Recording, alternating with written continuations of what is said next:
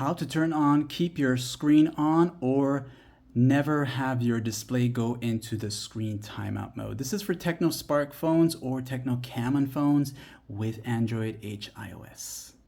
To find this feature, go into the quick access, then go into the main settings of your Tecno phone, then go down to where it says brightness right here.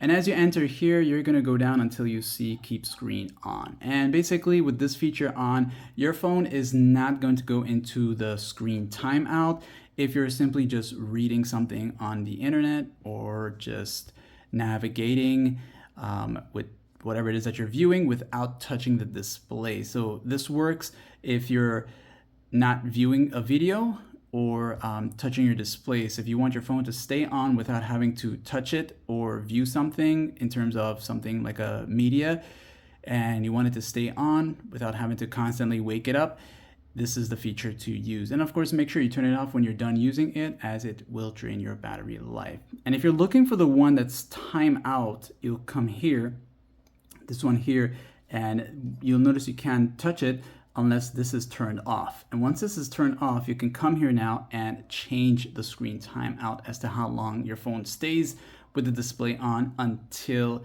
it enters the timeout, like and sub.